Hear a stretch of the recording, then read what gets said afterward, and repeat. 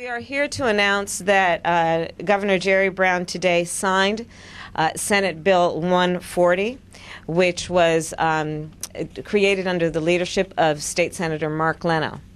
And essentially what this bill will do is it will provide $24 million over the next 3 years to the California Department of Justice so we can continue to do the work of taking firearms out of the hands of people who are legally prohibited from owning or possessing those firearms. In particular, what it will do is it will give the resources that are necessary to remove over 40,000 firearms from the hands of over 20,000 people who are on the APPS list, a list of people who are known to be armed and are legally prohibited from owning or possessing those firearms. This marks a very important day in California. The APPS program is the only of its kind in the United States, and it is direct evidence of the fact that when we talk about the need to keep communities safe, and keep communities safe in particular from gun violence, there is a way to do it that can reject and should reject false choices that suggest that you either are in favor of the Second Amendment or you are in favor of smart and reasonable gun safety laws. We can be both. And we are doing that work here in California, and it has proven to be a great gift and a great benefit to communities. Over the course of last year, we seized 1,889 firearms, over 110,000 rounds of ammunition, and there were a total of over 2,000 individuals who were on that list who were visited and talked with to make sure that they were not in violation of the law. Over the course of the first 3 months of the year 2013, 461 firearms had been removed from those individuals. 23,000 rounds of ammunition had been removed, and there had been a total of 621 individuals who had been talked with and counseled against violating the law and having their firearms removed because, of course, they were in violation. When we look at the concern that we rightly have, the governor has been very supportive in recognizing that we have over 20,000 people on the streets of California right now who are known to be in violation of the law, are known to be in possession of firearms. So the work that we have done today has been about creating priorities around public safety and doing it in a way that gives our local agents on the street, in particular the California Department of Justice's special agents and officers with the San Francisco Police Department and police departments around the state, giving them the resources and the ability to do the work that they have been commissioned to do, which is to keep our communities safe. So at this time I want to introduce a great leader in law enforcement, nationally a great leader in law enforcement, and I take great pride that he is my chief, Greg Suhr. Thank you, Madam Attorney General. I want to thank you for your leadership and Senator Leno as well. This is a great day in California. I know that the gun control legislation is having a tougher time in Washington, but for us to be able to claim this as new law and get the funding that we need to get guns like these off the streets, I can't tell you, it keeps everybody safer, it keeps these officers safer. Just in San Francisco alone this year, our gun arrests are up almost double from what they were last year. Our shootings are up a bit. We've been fortunate with gang violence, and we are current on our armed and prohibited persons lists that were compiled with, again, the thoughtfulness of the Attorney General's office. Always has been a priority in San Francisco. But guns travel. We had one instance in the last couple of years where we contacted an armed and prohibited person that had moved to another county, and this person, when contacted at his residence, had 71 guns, and he wasn't supposed to have any. Those guns are now in the custody of law enforcement, property for safekeeping. When or if he comes off of that list, his property will be returned to him. But that's 71 guns that could have fallen into the wrong hands that won't, just because we have this list. And now when we have these extra resources, as I say, guns travel, agencies can count on state law enforcement to help us out in, again, getting this firepower off the streets. Just makes everybody safer. And again, we very much appreciate the efforts of the Attorney General in making this happen. You can answer any questions. So what do they do in other states, and how is it different here? What do we do here, and what do other states do? They just come up out of prison and nothing happens? Well, I'll tell you, part of the answer to that question is to also highlight why Washington has really dropped the ball in terms of passing smart and reasonable legislation, and in particular around background checks and requiring universal background checks. What we do in California is we do background checks. And we require that folks, if they want to purchase a gun, they're legally entitled to, if they're not legally prohibited, go and buy a firearm, but you have to register. So we keep a list of people who have registered to buy a firearm. Separately, we keep a list of people who've been convicted of a felony and are therefore prohibited from owning or possessing a firearm.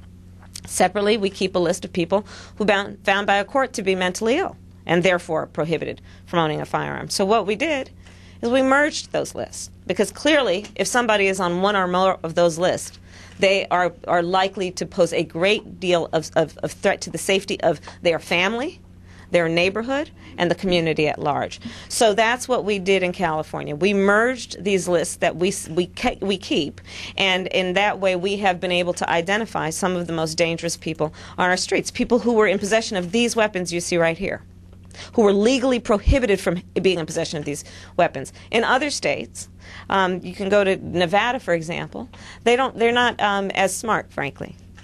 They don't require that there be lists kept of people who buy a firearm. And I can talk to Chief Greg Suhr, I can talk to Chief Charlie Beck down in Los Angeles, and they'll tell you, we're going to hold it down here in California, and we're going to be effective with it, but we also have a concern about protecting our constituents when our neighboring states aren't as smart as we are in putting in place reasonable, common-sense laws to protect the safety of their citizens. And so I have to say again, I'm absolutely in support of the President and those legislators. Dianne Feinstein has been very strong as an advocate nationally for saying we need to put in place common sense laws around guns, and they need to be universal, because guns travel, as Chief Suhr said. They travel across all kinds of borders, and we have a right to make sure that the citizens and the residents of California are kept safe. Prior to this money, you visited 2,000 people in the last year, or 2,000 people since the program began? No, just in the last 3 months. So the first months of 2013, we visited 621 people, and in the year 2012, so last year, we visited a total of 2,026 people. So how should this money increase that number or change the amount of guns, since there are 40,000 guns and 20,000 bad guys that have it? So what this money is going to do is essentially we are going to now have the resources to hire 36 more agents. So that backlog that I talked about, that is over 20,000 people who are still on the list who have not been contacted, we expect with this infusion of resources over the course of the next 3 years, we will eliminate that backlog entirely. On an annual basis, there are approximately 3,000 people that come on the list. And so that will allow us to deal with the backlog and then keep up with the list as it develops naturally each year. How does this address guns that are bought illegally and people that obtain them illegally? Well, I don't know what percentage of people out there have illegal guns as opposed to legal. Sure. I mean, it's difficult for us to count the number of people who own and possess guns illegally. I can tell you as a career prosecutor, there have been many homicides that I've seen that it turned out that that gun that was used to kill an innocent person was illegally owned or possessed by the killer. But, gun crime is not monolithic. There are many ways that we're going to get at the issue and many ways that we're going to address it. And this is but one of them. And it is something that is basically about enforcing the laws that are already on the books and being smart and using data to help us do our work. This is very much a data-driven process.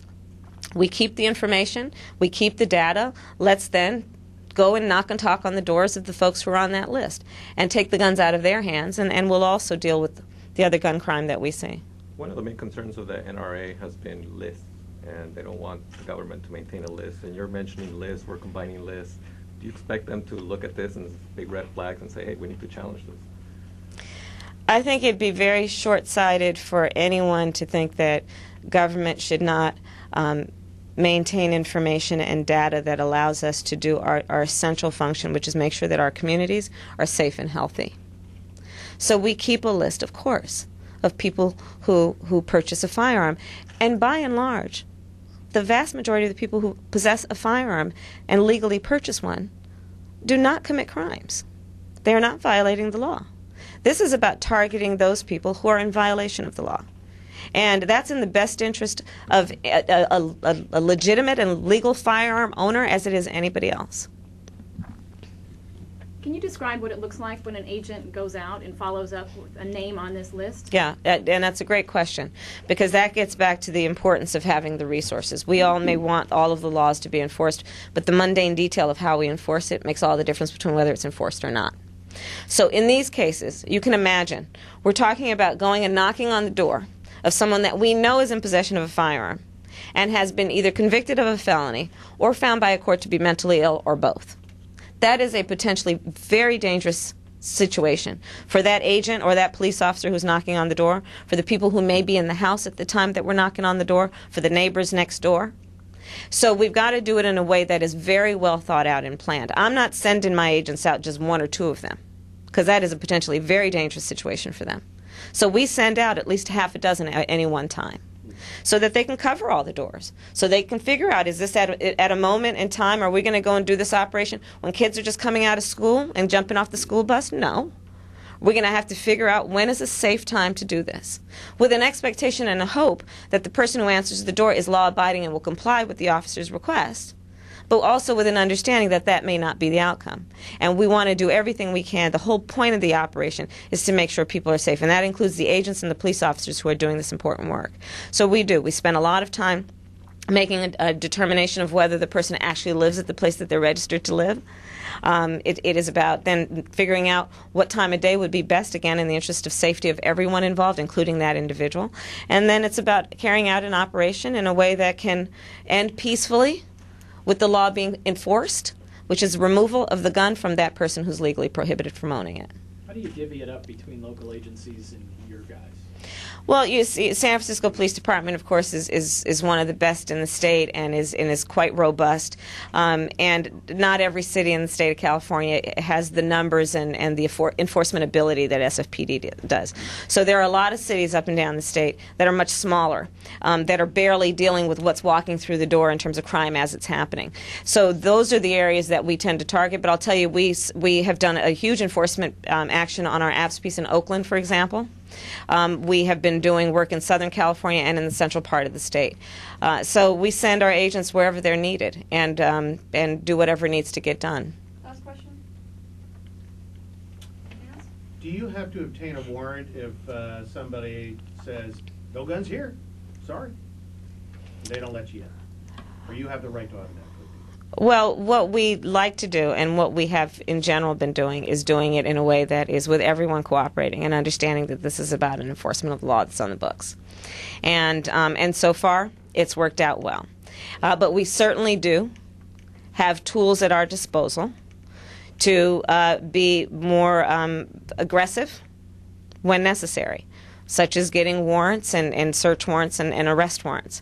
And we also I'm happy to tell you, we've convened, and I met with a bunch of actually all the elected DAs of California, and I asked them to pull together a group that would advise my office on how we can best support them when these cases come to them for prosecution, so that we can ensure that not only do we take the guns out of the hands of people who shouldn't have them, but where there are other crimes that are also being committed, that those crimes will be charged and they will be prosecuted to the fullest extent. Thank you. Thank you all. Thank you. Thank you.